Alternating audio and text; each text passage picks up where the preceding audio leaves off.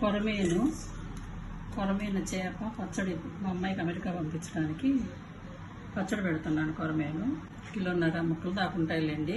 2.5 kilo చేప తీసుకుంటే తలకాయ తోకలన్నీ తీసేస్తే ఇలా మంచి ముక్కలన్నీ తీసి పచ్చడికి పెట్టుకుంటున్నా.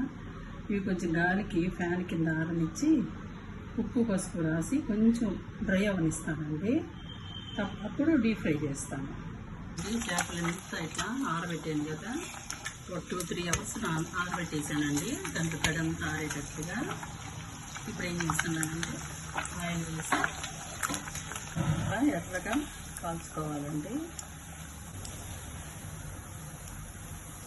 చూసారా కలర్ పైన క్రిస్పీగా రావాలి. ఇలా ఎర్రగా వేపేసాను. ఇప్పుడు అన్ని మసాలాలు వేసి కలిపేద్దాం.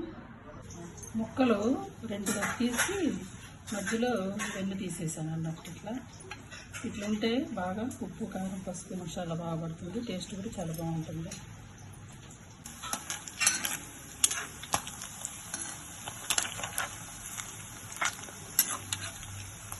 ఇంట్లోనే పసుపు వేసాను.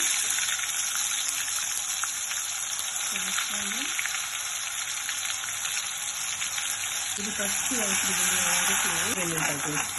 ఇది పచ్చి వాసన ఉండదండి, పచ్చి ఉండకూడదు. ఇది పచ్చి ఉందంటే పచ్చడి మాత్రం నిల్వ ఉండదు. ఎర్రగా వేగాలి, ఉండకూడదు. వెల్లుంటాయి అల్లంలో తీసుకున్నాము. ఇది కూడా బాగా వేగాలి.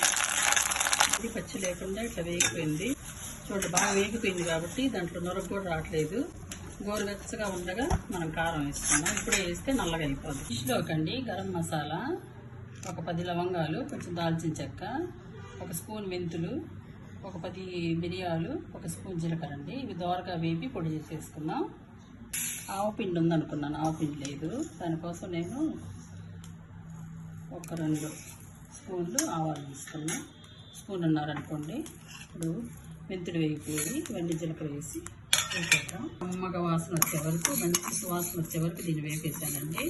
ఇలా దోరగా వేసుకోవాలి. ఇది వేపిన అల్లం వెల్లుల్లిపాయ పేస్ట్. ఇది గోరెచ్చగా ఉందండి ఆయిల్. ఇప్పుడే మనము కారం వేసుకోవాలి. నేను 3 స్పూన్లు కొత్త కారం అండి, చాలా కారం ఉంది. ఇది 3 స్పూన్లు కారం వేసాను. కలిపేద్దాం. మిగిలినవి వేపినయే కాబట్టి ఏం కాదు. ఈ ఆయిల్ వేడిలో ఈ కారం వేస్తే చాలు.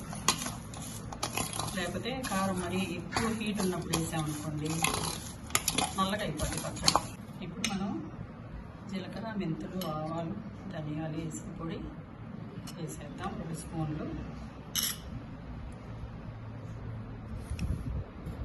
2 స్పూన్లు సాల్ట్ కూడా వేస్తున్నాను. ఇది అంతా 600 గ్రామ్సే ఉందండి వేపాక చేప ముక్కలు. ఇవి కూడా వేసేద్దాం.